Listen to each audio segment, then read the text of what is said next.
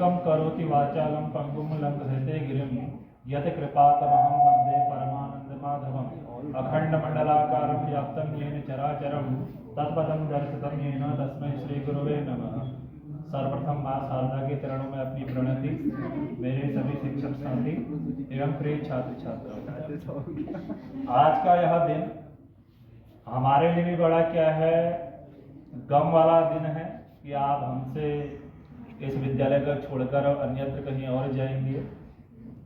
कुछ छात्र छात्रा ऐसे जिन्होंने कक्षा 6 में प्रवेश लिया होगा, कुछ ऐसे होंगे जिन्होंने कक्षा 9 में प्रवेश लिया होगा, कुछ ऐसे होंगे जिन्होंने कक्षा 11 में प्रवेश लिया होगा।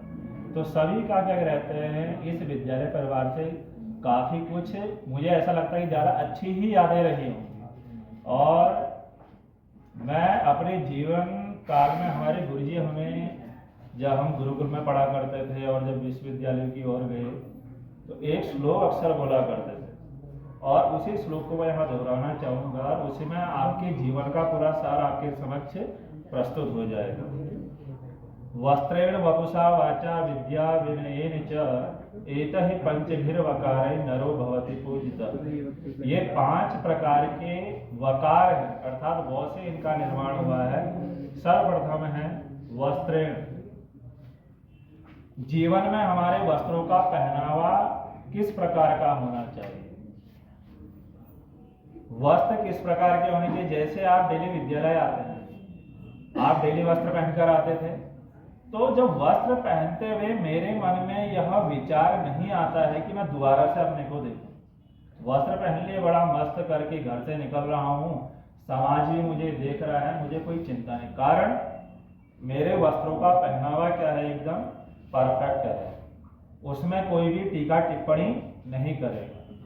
लेकिन यदि हम किसी कार्यक्रम के लिए जा रहे हैं और वस्त्र पहनते ही मेरे मन में ये आया, ये सामने वाला व्यक्ति मुझे देखेगा तो क्या बोलेगा, तो इसका मतलब कहीं ना कहीं हमारे वस्त्र के पहनावे में क्या है, दिक्कत है। ये ख्याल हमारे, जब हम विद्यालय वस्त्र ड्रेस पहन के आते थे तब ये चिंतन हमारे मन में नहीं आया। लेकिन ये चिंतन यदि हमारे मन में आ गया है, मैंने ये कैसे कपड़े पहन रखे हैं, कोई टीका टिप्पणी तो नहीं कर देगा, तो वहां पर सोचने की आवश्यकता है। वस्त्र। दूसरा है वपुषा। वपु माने होता है शरीर, और वेदों में कहा गया है शरीरम माध्यम खलु धर्म साधनम। यदि शरीर बना रहेगा तो हम धर्म संबंधी कार्य करते रहेंगे। धर्म का मतलब है धृ धार्यते इति धर्मः, जो धारण करने योग्य हो। धर्म अर्थात कर्म। जीवन में किसी भी क्षेत्र में यदि हम किसी कर्म को कर रहे हैं, क्या उसके लिए हमारा शरीर स्वस्थ है।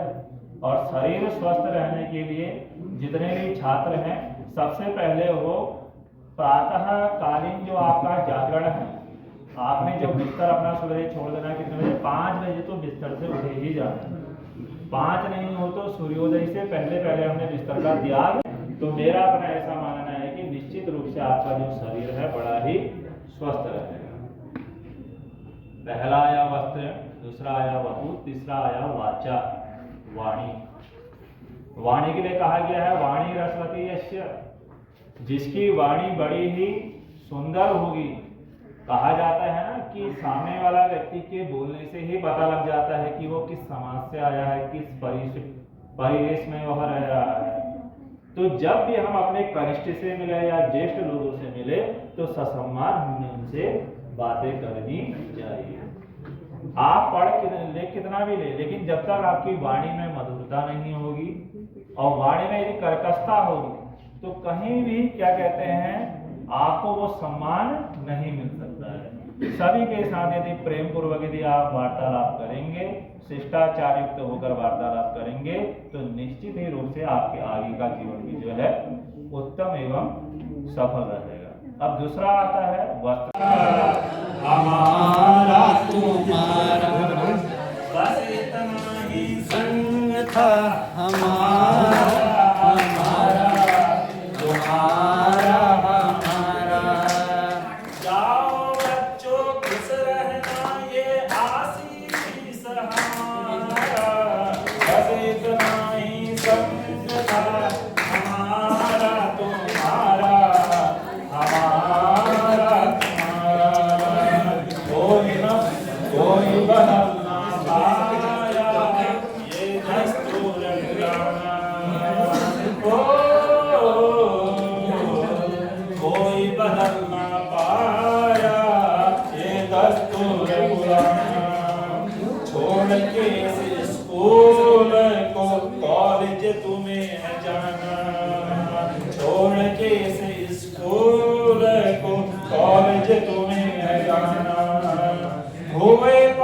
आए रहा न तुम पर अब अधिकार हमारा, बस इतना ही संग था हमारा तुम्हारा, हमारा तुम्हारा, बस इतना ही संग।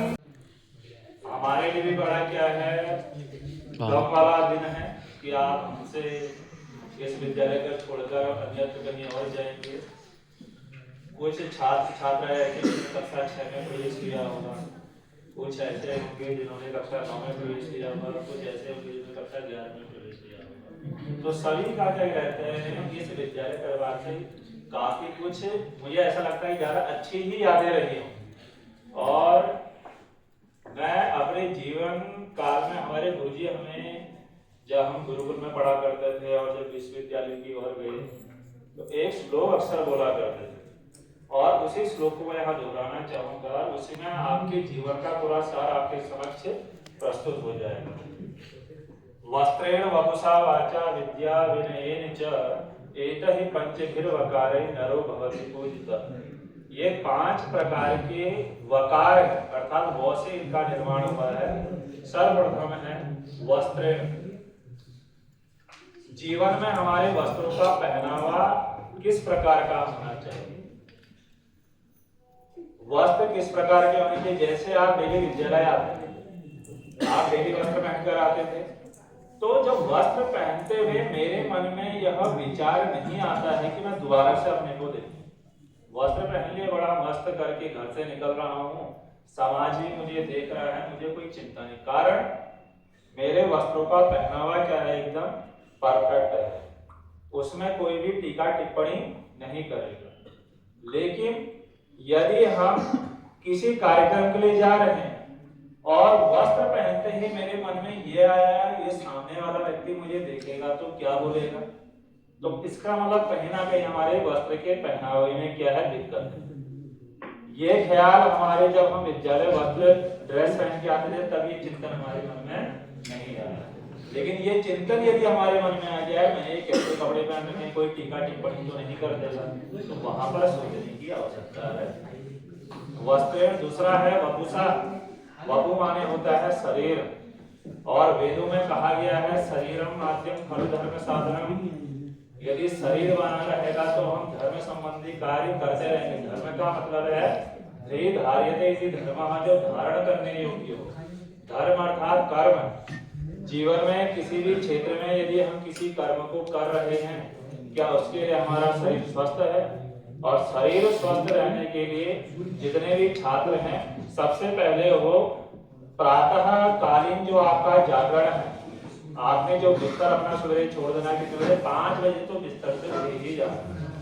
5 नहीं हो तो सूर्योदय से पहले पहले अपने बिस्तर का त्याग कर देना। सबसे पहली सीढ़ी आपकी जीवन की वही है। और यदि उठ रहे हैं आप 8-9 बजे तो पूरा दिन जो है आपका बेकार जाएगा। इतना ही संग था हमारा तुम्हारा, हमारा तुम्हारा, बस इतना ही संग था तुम्हारा हमारा, तुम्हारा हमारा। जाओ बच्चों खुश रहना, ये आशीष हमारा, बस इतना ही संग था हमारा तुम्हारा, हमारा तुम्हारा। कोई बदल ना पाया ये दस्तूर पुराना, ओ कोई बदल ना पाया ये दस्तूर पुराना। छोड़ के इस स्कूल को कॉलेज तुम्हें है जाना, छोड़ के इस स्कूल को कॉलेज तुम्हें है जाना। हुए पराए रहा न तुम पर अब अधिकार हमारा, बस इतना ही संग था हमारा तुम्हारा, हमारा तुम्हारा, बस इतना ही संग था हमारा तुम्हारा, हमारा तुम्हारा।